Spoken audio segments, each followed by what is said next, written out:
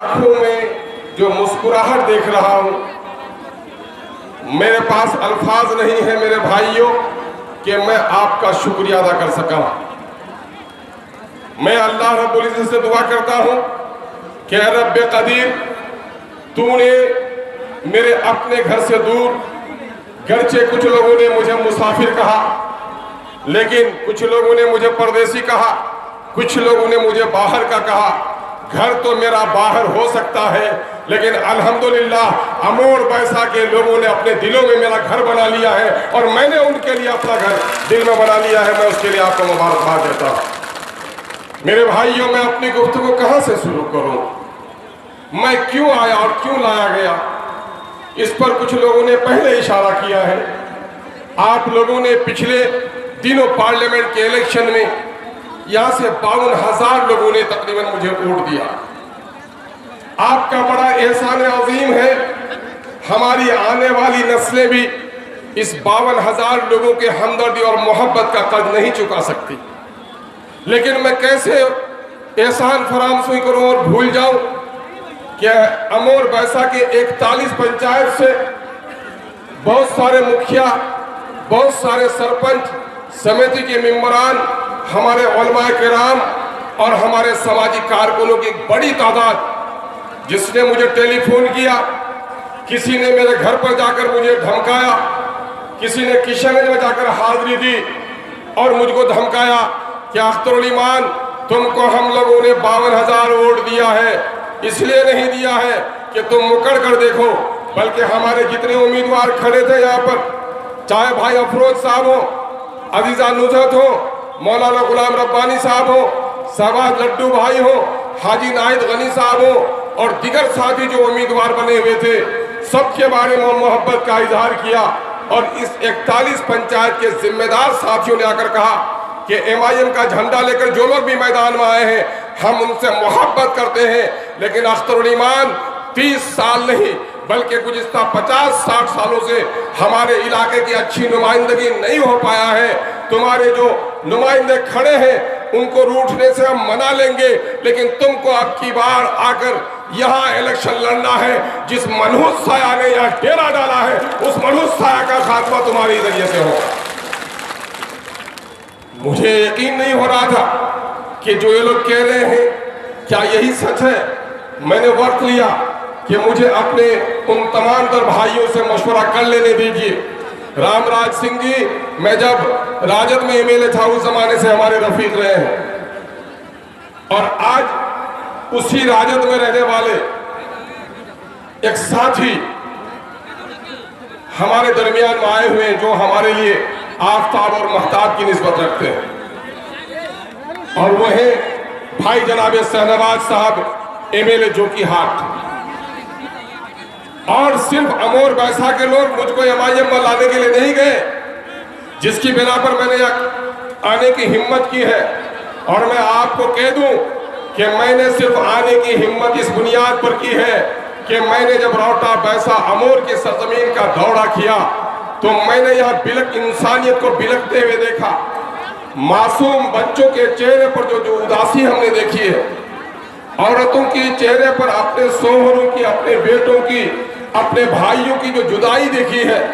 गुर्बत के खातिर दिल्ली और पंजाब में रहने वाली माओं और बहनों की जो बेबसी देखी है, सैलाब के जमाने में जो तबाही देखी है, और यहाँ के MLA की जो नाकारापन खामोशी देखी है, यहाँ की नदियों के कटाव को हमने देखा है, बेबस और लाचार लोगों को सड़क पर हमने बसते हुए देखा, और यहाँ के MLA को उनसे बेखबर पाया, तो मैंने ये कहा कि रोज़ा नमाज तो इबादत है ही, लेकिन मजलूमों को इंसाफ दिलाना और गमगीनों का आंसू पोंछना भी इबादत है। यकीनन है मैं रौटा बैसा के लोगों की जाकर यह खिदमत करूँगा। नौजवानों समझ लेना, अख्तरुल ईमान यहाँ सरदारी के लिए नहीं आया है। अल्हम्दुलिल्लाह MLA में जो लोग जितना नहीं जानते थे,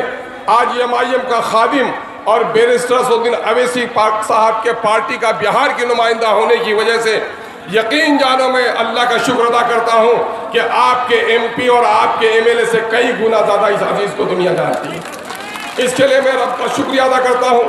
सियासत में कई वजह से लोग आते हैं, अगर दौलत है तो इज्जत की तलाश में आते हैं, इज्जत है तो दौलत की तलाश में आते हैं,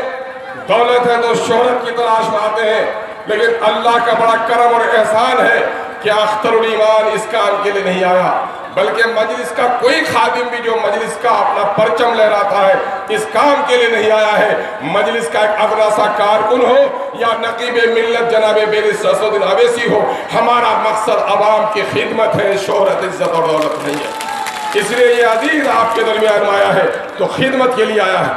आज मेरी खुशियों की इंतहा नहीं है जब बिरादर शाहनवाज को अपनी महफिल में देख रहा हूँ। यकीन जानो लोगों,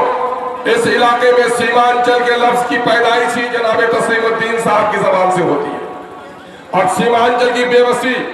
लाचारी और महरूमों के खिलाफ अगर किसी ने लड़ाई का आगाज किया है तो उसका नाम जनाब तस्लीमुद्दीन है। और यही वजह है कि तस्लीमुद्दीन साहब जो बड़े मोहसिन सियासी उस्ताद रहे और बीच में वो अलग पार्टी में चले गए, मैं बीच में दूसरी पार्टी में चला गया, लेकिन 2015 में जब एमएलए का इलेक्शन लड़ने का हमने फैसला मजलिस से किया तो जनाबे तस्लीमुद्दीन साहब मरहूम जो उस वक्त हमारे बड़े मोहसिन उस्ताद रहे, उन्होंने दूसरी पार्टी में रहते हुए भी डिनर के मौके से जनाबे बैरिस्टर असदुद्दीन साहब से मुलाकात की और लोगों को बड़ा ताज्जुब था कि उनकी मुलाकात इनसे कैसे हो रही है। उन्होंने कहा कि बैरिस्टर असदुद्दीन अवैसी साहब, आपके अब्बा जान को भी हमने शेर की तरह पार्लियामेंट में दहाड़ते हुए देखा है और शेर का बेटा तो शेर है, तेरी दहाड़ की भी इस वक्त मिल्लत को जरूरत है। हर चंद के मैं दूसरी पार्टी में आया हूँ, अख्तरुल ईमान मेरा अजीज शागिर्द है और सीमांचल के अंधेरे के खिलाफ जिस चिराग को मैंने रोशन करने की कोशिश की है, सीमांचल की बेबसी और लाचारी के खिलाफ हमने जिस लड़ाई का आगाज किया है, मेरे शागिर्दों में सफ़े अव्वली में अख्तरुल ईमान इस लड़ाई को लेकर आगे बढ़ रहा है। इसलिए आप उनका साथ देने के लिए आए हैं तो मैं दूसरी पार्टी में भी रहकर के अख्तरुल ईमान के साथ खड़ा हूँ। ये काम मेरे उस्ताद ने किया। तालियां ऐसी बजेंगी मजलिस वालों की, तालियां ऐसी बजाओ कि बाबरी मस्जिद तोड़ने वालों का गाल लाल हो जाए। तालियां ऐसी बजाओ, तालियां ऐसी बजाओ कि नफरत की तीर और नफरत की सौदागिरी करने वाले लोग जो एनआरसी की हिमायत की है उनका भी गाल सुर्ख हो जाए। जनाब तस्लीमुद्दीन साहब ने जब मेरी हिमायत की तो बहुत सारे उनके थे शहदाई, कहा कि अख्तरुल ईमान और आपको तो अलग अलग पार्टी में है, अख्तरुल ईमान का साथ आप क्यों दे रहे हैं। कहा सियासत में नस्बुर जो नजरिया होता है वही सबसे बड़ी सियासत होती है। विचारधारा की सियासत ये सब सियासत है जिसमें सियासत को लेकर मैं आगे बढ़ रहा था। अब मैं ज़ईफ हूँ, मैं कमज़ोर हो गया हूँ, हयात का कोई ठिकाना नहीं है। मुझे पूरा यकीन ही नहीं, एतमाद है कि सीमांचल की बेबसी के खिलाफ जिस लड़ाई को मैंने छेड़ा है, अगर सीमांचल में कोई लेकर इसको आगे बढ़ सकता है तो वो दिल अख्तरुल ईमान के सीने में धड़कता है। इसलिए अख्तरुल ईमान का साथ है और मरहूम की वही तड़पन है। शायद कब्रिस्तान में उनकी रूह आज भी सीमांचल की इस बेबसी पर तड़प रही है और उसी तड़प का ये नतीजा है कि जनाबे भाई शाहनवाज साहब को भी आज एमआईएम का परचम थामना पड़ा है। मैं एमआईएम का परचम थामने के नतीजे में जनाबे भाई शाहनवाज साहब को मुबारकबाद ही नहीं देता हूँ, बल्कि आपको ये भी यकीन दिला रहा हूँ कि आपके अब्बा हुजूर ने सीमांचल की बेबसी के खिलाफ जिस लड़ाई का आगाज किया था, आपने जिस दिन सीमांचल की बेबसी के खिलाफ लड़ने के लिए एमआईएम का परचम थामा है, यकीनन है कि मरहूम के रूह को तस्कीन हुई है।